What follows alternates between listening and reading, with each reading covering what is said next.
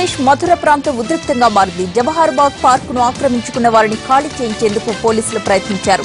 వారిని 3000 మందికి పైగా ఆందోళనకారులు అడ్డుకున్నారు. కలెక్టర్ కార్యాలయాన్ని దిగ్బంధించారు. అంతేకాదు పోలీసులపైకి కాల్పులు కూడా జరిపారు. పోలీసులు కూడా ఆందోళనకారులను చెదరగొట్టేందుకు కాల్పులు జరిపారు. తొలుత SHO సంతోష్ కుమార్ ఒక్కరే చనిపోయారని వార్తలు వచ్చినా ఆ తర్వాత 4 పోలీసులు చనిపోయారని వార్తలొచ్చాయి. 6 పోలీసులు తీవ్రంగా గాయపడ్డారు. 8 మంది ఆందోళనకారులు చనిపోయారని సమాచారం. ఆందోళనకారుల వద్దకు తుపాకులు ఎలా వచ్చాయనేది సస్పెన్స్ గా మారింది.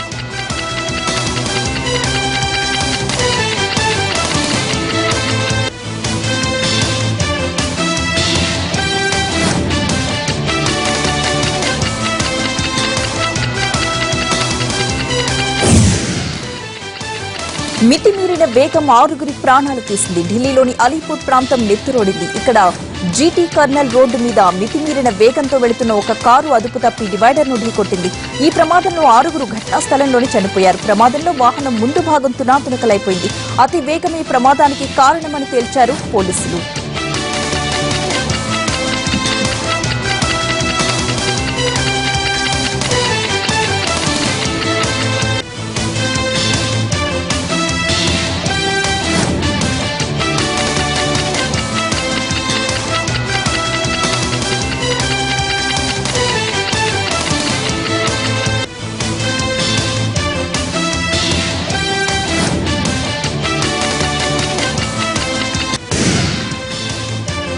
హర్యానా పంచాయతీ ఎన్నికల్లో 3 అత్యంత కిరాతకంగా హత్య చేసిన నిందితుడు పోలీసుల కాల్పుల్లో మరణించాడు.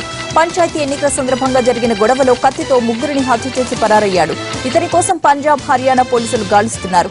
ఇతని తలపై 5 లక్షల రూపాయల రివార్డు ఉంది.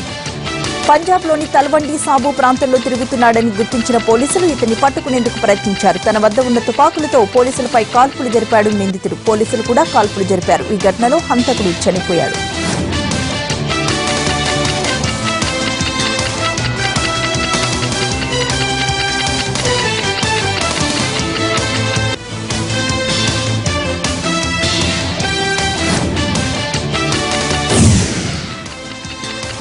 ముంబైలో భారీ అగ్ని ప్రమాదం చోటు చేసుకుంది. అత్యంత రద్దీ ప్రాంతం కొలాబాలోని రీగల్ సినిమా హాల్ పక్కన 5 అంతస్తుల భవనంలో ఒక్కసారిగా మంటలు చెలరేగాయి.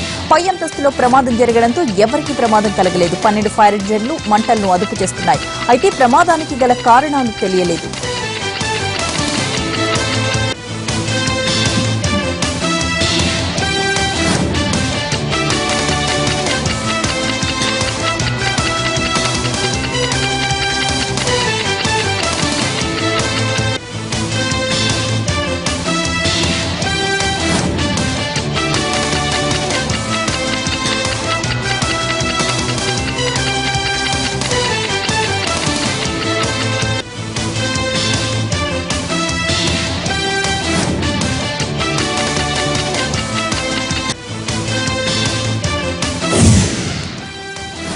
పెరూలో అధ్యక్ష ఎన్నికల ప్రచారం హోరెత్తిపోతోంది. దేశంలో జూన్ 5న మలి విడత ఎన్నికలు జరగనున్నాయి. మరో 3 రోజుల్లో ఎన్నికల ప్రచారం కూడా ముగియనుంది. 2 ప్రధాన పార్టీలు భారీగా ప్రచారాన్ని నిర్వహిస్తున్నాయి.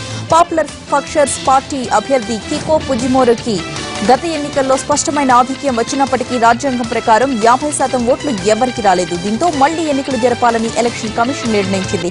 సర్వేలు, పరిస్థితులు కికో పుజిమోరోకి అనుకూలంగా ఉన్నా Peru Williams for change party నేత కుజిన్స్కీ ఆమెకు గట్టిగా పోటీ ఇచ్చే అవకాశం ఉంది. ఇతను నిర్వహిస్తున్న ఎన్నికల ప్రచారానికి భారీ ఎత్తున జనాలు తరలి వస్తున్నారు. వెళ్లిన ప్రతి చోటా కూడా ప్రజలు బ్రహ్మరథం పడుతున్నారు.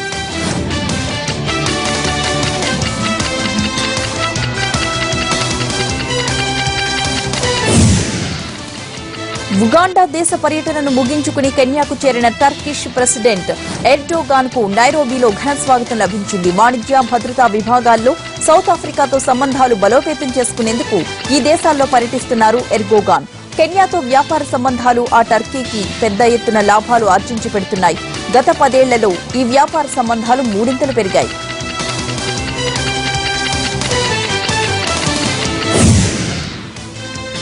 ఆఫ్ఘనిస్తాన్ కుందూజ్ ప్రావిన్స్ లో జరిగిన ఉగ్రవాద దాడికి నిరసనగా కాబూల్లో భారీ నిరసన ప్రదర్శన జరిగింది.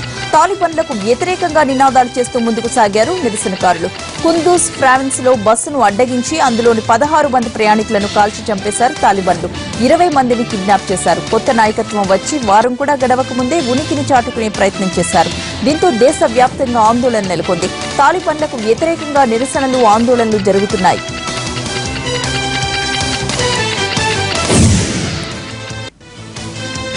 యూనివర్సిటీ ఆఫ్ కాలిఫోర్నియాలో కాల్పులకు పాల్పడింది ఇండియన్ అమెరికన్ గా తేల్చారు పోలీసులు. మానిక్ సర్కార్ అనే విద్యార్థి ఈ దారుణానికి ఒడిగట్టినట్లు తేలింది. ప్రొఫెసర్ తో తలెత్తిన ఓ చిన్న వివాదం 2 ప్రాణాలను తీసింది. ఖరగ్పూర్ ఐఐటీలో ఏరోస్పేస్ ఇంజనీరింగ్ చదివిన మానిక్ సర్కార్ యూనివర్సిటీ ఆఫ్ కాలిఫోర్నియాలో డాక్టరేట్ చేస్తుండగా అక్కడ విలియం కగ్ అనే ప్రొఫెసర్ మెంటర్ గా వ్యవహరించారు. ఇద్దరికి ఒకరంటే ఒకరికి పడలేదు.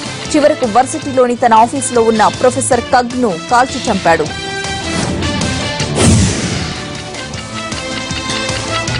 యూరోప్ లో వర్షాలు బీభత్సం సృష్టిస్తున్నాయి. పలు దేశాల్లో ఎడతెరిపి లేకుండా వానలు కురుస్తున్నాయి. ఫ్రాన్స్ లో వరదలు భయానకంగా మారాయి. లోతట్టు ప్రాంతాలు జల దిగ్బంధంలో చిక్కుకున్నాయి. రోడ్లు, వీధులు చిన్న సైజ్ కాలువల్లా మారాయి. ప్రతి చోటు నుంచి తమను రక్షించాలంటూ ఎమర్జెన్సీ కాల్స్ విపరీతంగా వస్తున్నాయి.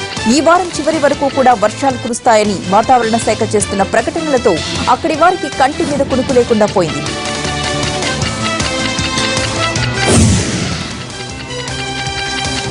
థాయిలాండ్ లోని టైగర్స్ టెంపుల్ నుంచి పులుల చర్మాలు, దంతాలు స్మగ్లింగ్ ఓ బౌద్ధ సన్యాసి దేశవ్యాప్తంగా కలకలం రేపుతోంది.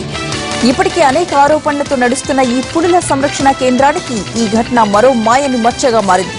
అధికారులు ఎంత కాదని చెబుతున్నా ఇక్కడ జంతువులకు రక్షణ లేదని తేలిపోయింది. బౌద్ధ సన్యాసిని అరెస్ట్ చేసిన పోలీసులు అతని వద్ద నుంచి భారీ పులుల చర్మాలు, దంతాలను స్వాధీనం చేసుకున్నట్లు తెలుస్తోంది.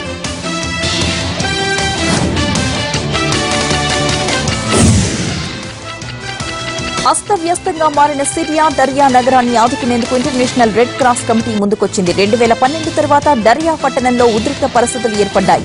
అధ్యక్షుడు అసద్ గద్దె దిగాలని డిమాండ్ చేస్తూ ఆందోళన జరిగాయి. వీటిని సైన్యం ఉక్కుపాదంతో అణిచివేసింది. రెబల్స్ రెచ్చిపోయి నగరాన్ని నాశనం చేశారు.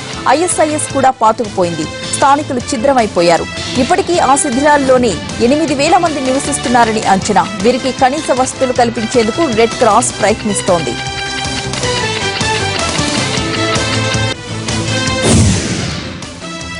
అమెరికా డల్లాస్ లో హిందూ టెంపుల్ ఆఫ్ ఫ్రిస్కో ఆధ్వర్యంలో వెంకటేశ్వర స్వామి కళ్యాణం నిర్వహించారు. ఈ కార్యక్రమానికి పెద్ద ఎత్తున భక్తులు హాజరయ్యారు.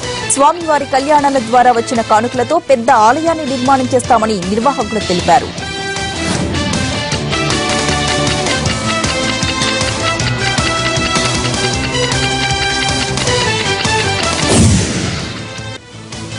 ఇవి 30/60 అప్డేట్స్. నెక్స్ట్ లైవ్ షో ప్రసారమవుతుంది. Stay tune.